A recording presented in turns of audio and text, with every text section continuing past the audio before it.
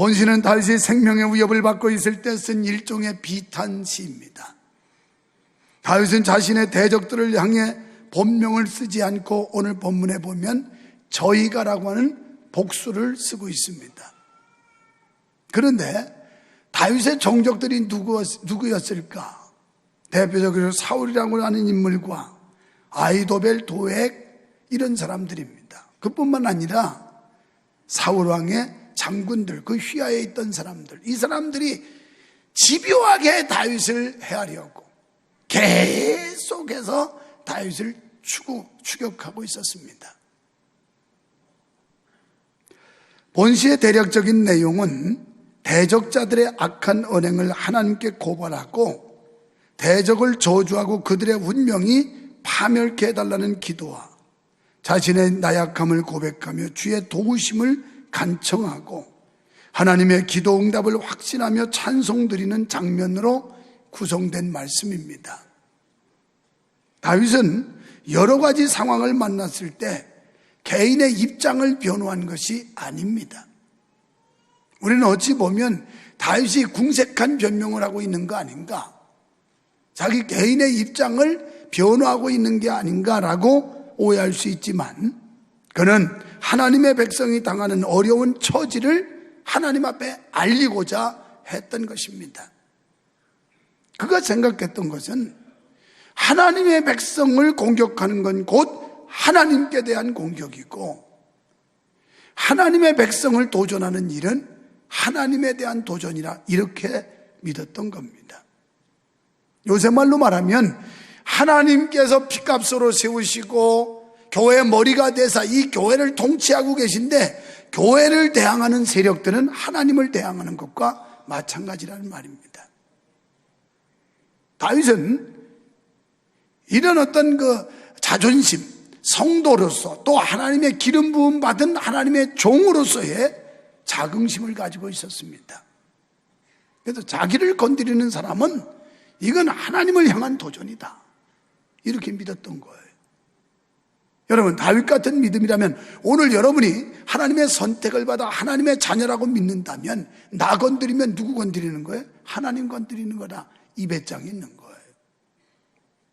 내가 보통 사람이 아니라 하나님의 선택받고 하나님의 자녀로 인침받은 하늘의 백성인데 우리를 건드리는 건 하나님을 건드리는 것과 마찬가지라는 말입니다. 마치 후진국과 선진국, 그것도 강대국과 약소국의 차이가 나는데, 미국이라는 나라 보면요, 심지어는 이민자들, 이런 사람들 미국 시민권만 가지고 있으면 끝까지 집요하게 그를 구출해 내거나 아니면 협상을 통해서 찾아옵니다. 이게 미국이라는 나라예요. 그래서 미국 사람들은 아무데, 제가 여행을 하다 보면 아무데고 활개치고 다녀요. 겁내는 게 없어. 우리는 겁이 나가지고 필리핀만 가도 죽을까봐 막 절절맸잖아요. 그런데 그 사람들은 활개치고 다녀요. 왜? 자기 나라 백그라운드가 있으니까, 또 자기 나라가 자기들을 책임져 준다고 믿으니까 그러는 거예요. 오늘 다윗이 바로 이런 입장에서 본문을 기록한 거예요. 오늘 성도 여러분, 여러분이 하나님의 선택을 받아 하나님의 사람으로 인침받았다고 믿는다면 우리 건드리면 누구 건드리는 거예요? 하나님 건드리는 거예요. 그 하나님이 가만 안 놔둔다 이 말이에요. 할렐루야. 이 믿음이 있을 때 당돌하겠대요. 또 이 믿음이 있을 때 함부로 처신하지 않게 돼요. 경거망동하지 않게 되는 겁니다. 우리가 이사야 43장 1절에 보면 야곱아, 너를 창조하신 여호와께서 이제 말씀하시느니라. 이스라엘아, 너를 조성하신 자가 이제 말씀하시느니라. 너는 두려워하지 말라. 내가 너를 구속하였고 내가 너를 지명하여 불렀나니 너는 내 것이라. 여러분, 여러분과 제가 하나님의 것임을 믿으시면 아멘 합시다. 그러면 소유주는 하나님이기 때문에 그분이 주권을 잡고 있어요. 하나님의 장중에 잡고 있는 우리를 건드리면 하나님한테 시비 거는 거나 똑같은 거예요. 마귀가 우리를 찝쩍거리면 하나님한테 덤벼드는 거나 똑같은데, 사탄 마귀가 감히 하나님을 상대할 수 있겠습니까? 세상에 저 사악한 세력들이 하나님의 백성을 건드린다는 건 하나님께 도전장 내는 건데, 우리가 믿는 거 하나님이 살아계신 하나님이라고 믿는다면 하나님이 손 쓰시지 않겠습니까? 그래서 다윗은 자기 개인의 변명이 아니라 적어도 나를 기름 부으신 하나님, 나를 하나님의 자녀로 삼으신 하나님께서 나를 보호하시고 인도하시고 있는데, 감히 저 세상의 저 악한 것들이 나를 공격하니 하나님 보시옵소서, 하감하시옵소서, 이렇게 기도하고 있는 내용입니다. 그러면 본문을 통해서 하나님께서 우리에게 주시는 교훈이 무엇일까요? 우리 성도들이 역경을 당할 때 취해야 할 태도는 뭘까요? 먼저 1절로 5절에서 보면 이런 때 하나님을 향하여 기도해야 된다는 겁니다. 다윗은 가장 어려운 인생살이를 경험했던 사람입니다. 사람에게 배반당하고 끊임없는 전쟁 속에서 생명이 총각에 놓일 때도 참 많았고 기로에 쌓일 때도 얼마나 많았는지 몰라요. 여러분, 이 땅에 살면서 가장 속상하고 서운할 때가 뭐냐면 사람한테 배신당했을 때, 그때 가장 큰 마음의 상처가 남아요. 그런데 지금 다윗은요, 어떤 상황이냐면 사울이라는 사람은 자기 장인이에요. 장인이 사위가 인기가 좋다는 것 때문에 사위를 못 잡아먹어서 지금 으르렁거리면서 군대를 거느리고 사위 목숨을 해하려고 추격하고 다녀요. 그 다음에 다윗을 견제하는 경쟁자들이 얼마나 많았겠어요. 그래서 장군들이 모함을 하고 모욕을 하고 이러면서 다윗 왕을 또 공격해요. 그뿐입니까? 심지어는 아들놈 압살롬이라고 하는 아들이 모반을 일으켜서 결국 반역을 일으키고 아버지를 내쫓아요. 그래서 장인에게 쫓기고 아들에게 쫓기고 벌판으로 광야로 이리저리 쫓기는 신세 됐으니 그 다윗이라는 사람의 그 인생살이가 기고했습니다. 왕이 된 후에도 수많은 정적과 침략 세력과 맞서 싸워야 했습니다. 말년에는 아들의 영모로 쫓겨나야 하는 수모도 겪었습니다. 이처럼 괴롭고 암울한 시절을 보냈지만 다윗은 절대 절망하지 않았습니다. 그 이유가 오늘 본문 안에 고스란히 표현되어 있는데요, 1절에서 말씀한 대로 오히려 다윗은 그러한 고난을 허락하신 하나님을 찬양하고 있어요.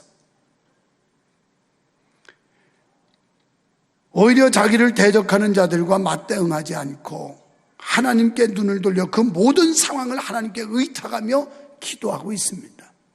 정면 대응하지 않고 정면 대결하지 않고 하나님 앞에 모든 걸 맡겨요. 그리고 하나님께 기도로 의탁하고 있는 다윗의 모습을 보게 됩니다. 우리는 어떻습니까? 마음에 안 들면 그냥 부딪히고 머리 박고 난립니다. 주님의 뜻을 묻고 주님 앞에 모든 전권을 맡기고 하나님 앞에 기도해 봅니까? 기도하지 않아요. 제 생각, 제 판단에 좋은 대로 해요. 자기 소견에 옳은 대로 했더라. 이게 망조예요. 다윗은 얼마나 열받겠어요. 쫓아가서 그냥 당장 잡아 죽이고 싶겠죠. 그래도 묵묵히 하나님 앞에 하소연하면서 나의 처지와 형편을 보시옵소서. 아시는 하나님, 이 문제 하나님이 개입하시고 해결해 주십시오. 그래서 극한 상황에서도 절대 절망하지 않아요. 이게 성도가 가져야 될 믿음이에요. 우리는 얼마든지 절망적인 상황을 만날 수 있습니다. 육체적 질병, 물질적 어려움, 사업의 위기, 직장에서 명퇴, 자녀에게 방탕, 이런 절망적인 상황이 얼마든지 올 수 있어요. 그러나 우리는 절망하지 않습니다. 왜요? 우리를 배후에서 후견인이 되시고 우리를 지원하시는 살아계신 하나님이 계시다고 믿기 때문에 절망할 수밖에 없는 상황이지만 절대 절망하지 않게 되는 줄 믿습니다. 2절로 3절에서 악인들이 자신을 어떻게 공격하는지를 설명하고 있어요. 대저 저희가 악한 입과 괴사한 입을 열어 나를 치며 거짓된 혀로 내게 말하며, 그러니까 감언 이설, 유언 비어, 모략 중상 이런 걸 덮어 씌워가지고 억울한 누명을 씌우는 거예요. 야, 이럴 때 사람 참 견디기 힘들어요. 이게 악한 자들의 모습입니다. 악한 자들의 행동이에요. 여러분, 우리가 진실을 말할 줄 알아야지, 진실이 아닌 것 가지고 호도하는 거, 이건 악한 행위예요. 옳지 않아요. 그래서 바른 말 해야 되고, 우리가 진실을, 정직을 말할 수 있어야지, 자기 감정 비위에 거슬린다 해서 없는 말을 막 만들어 가지고 어쩌고 저쩌고 이러면 자기만 해로운 거예요. 자기만. 그런데 여기 보니까 이 악한 자들이 입을 열어서 이렇게 공격했고, 미워하는 말로 나를 두르고 무고히 나를, 무슨 죄가 있는 것도 아니에요. 잘못 있는 것도 아니에요. 아무 잘못도 없는데 공격을 하는 거예요. 다윗은 무슨 잘못이 있어서가 아니라 까닭 없이 미움을 받고 무고히 공격을 받았으므로 하나님께 기도할 뿐이었다, 이렇게 고백해요. 4절로 5절에 보면 나는 사랑하나 저희는 도리어 나를 대적하니 나는 기도할 뿐이라. 다윗은 사랑으로 대해주는데 상대는 자꾸 대적을 하는 거예요. 그래서 원통하지만 억울하지만 하나님 앞에 기도했다는 거예요. 5절에 저희가 악으로 나의 선을 자기는 선하게 했는데 악으로 갚았고 미워함으로 나의 사랑을 갚았도다. 세상에 이렇게 원통한 일이 어디 있겠어요. 좋은 일 했는데, 착하게 했는데, 은혜 베풀었는데 배은망덕한다. 얼마나 섭섭했겠어요. 그러나 그것 가지고 탄하지 않았어요. 그냥 하나님 앞에 엎드려 기도한 겁니다. 기도. 다윗은 참으로 감당하기 어려운 상황에서도 섣불리 행동하지 않았습니다. 먼저 하나님께 이 모든 사실을 아뢰고 그분의 선하신 인도를 소원했습니다. 사랑하는 성도 여러분, 다윗처럼 매사에 하나님의 주권을 인정하고 그분의 역사를 기대하며 기도하는 자에게 형통한 복을 주시는 줄 믿으시기를 축원합니다. 잠언 3장 6절에 보면 너는 범사의 그를 인정하라. 우리의 삶 속에서 하나님의 존재, 하나님의 살아계심을 인정해야 돼요. 범사의 그를 인정하라. 그리하면 내 길을 지도해 주신다는 거예요. 역대상 28장 9절에 보면 내 아들 솔로몬아 너는 내 아비의 하나님을 알고 온전한 마음과 기쁜 뜻으로 섬길지어다. 여호와께서는 문마음을 감찰하사, 문마음을, 지금 여러분 저기 앉아있는 여러분의 마음을 하나님이 감찰하고 계시다는 거예요. 믿으시면 아멘 합시다.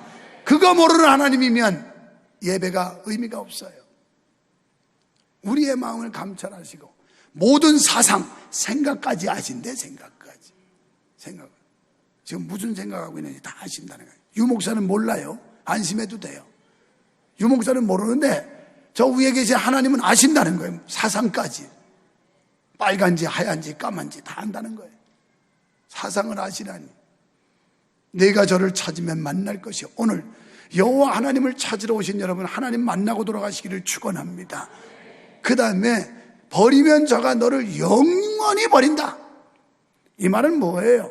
하나님을 무시하고 과소평가하고 하나님을 멸시하고 하나님을 만홀히 여기는 이러는 사람은 하나님이 영원히 버린다는 거예요.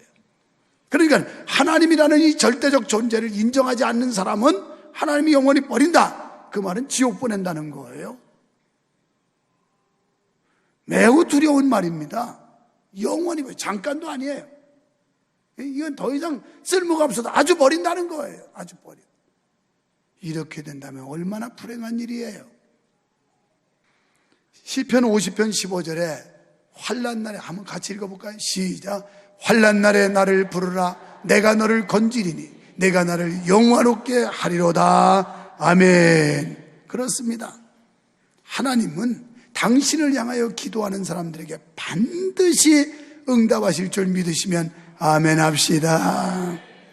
두 번째는 6절로 20절에 보니까 하나님 편에서 생각하고 행동해야 한다. 이게 하나님의 사람이에요. 언제나 내 편이 아니에요. 내 기분에 좌우되면 그건 하나님의 사람이 아니에요. 진정한 믿음의 사람이 아니에요. 내 편, 내 생각이 아니라 언제나 하나님 편에서 생각하라. 그리고 하나님 편에서 행동하라. 너희는 먼저 그의 나라와 그의 하나님이 기뻐하는 게 뭔지 로마서 12장 1절로 2절에 이 세대 본받지 말고 너희의 몸을 거룩한 산제물로 드려서 하나님이 기뻐하시고 온전한 제사가 뭔지 분별하라. 하나님의 뜻이 뭔지 하나님의 뜻을 찾으라는 거예요. 뜻. 고린도전서 10장 31절에 보면 너희가 먹든지 마시든지 무엇을 하든지 다 하나님의 영광을 위해서 해라. 공부하는 것도 하나님의 영광을 위해서, 돈을 버는 것도 하나님의 영광을 위해서, 출세를 하는 것도 하나님의 영광을 위해서. 할렐루야. 다 우리가 병을 고침받고 건강해야 될 이유도 하나님의 영광을 위해서.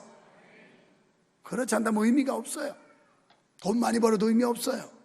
건강에도 의미 없어요.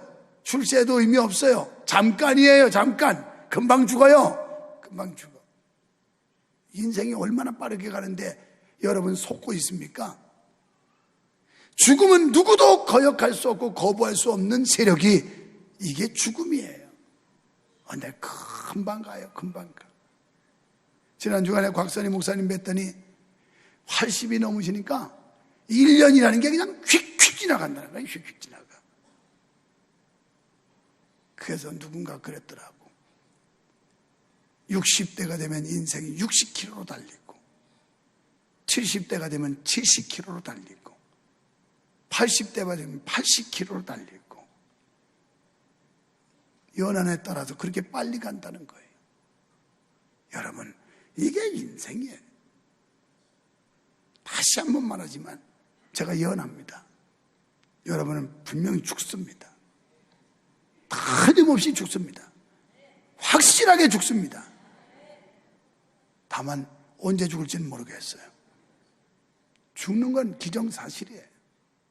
그렇다면 이 제한된 삶 속에서 우리가 생각하는 거, 행동하는 거 언제나 하나님 편에서 해야 된다는 거예요. 하나님 편에서. 그래도 지금 본문에서 다윗이 구구하게 자기 입장 변명하고 이게 억울해서 무슨 탄원하고 그것 때문에 한풀이하고 이런 게 아니에요. 지금 다윗은 거룩한 분노예요. 거룩한 분노. 하나님의 권세와 하나님의 영광에 도전하는 세력에 대해서 거룩한 분노를 가지고 있는 거예요. 이 시대에 우리가 진정한 그리스도인이라면 악의 도전, 이 타락한 문화의 도전, 하나님의 교회를 도전하고 하나님의 권위를, 하나님의 영광을 가로채고 그거를 끌어내리려고 도전하는 세력에 대해서 우리는 적어도 거룩한 분노가 있어야 된다 이 말이에요. 그게 진정한 크리스찬이에요. 왜 하나님 영광이 가려지고 하나님의 교회를 허물려고 하는 이 여우 같은 이런 세력들, 여기에 대해서 거룩한 분노를 가져야 그 사람이 진짜 하나님의 사람이라는 거예요. 지금 다윗은 그런 입장에서 하나님 앞에 기도하고 있는 겁니다.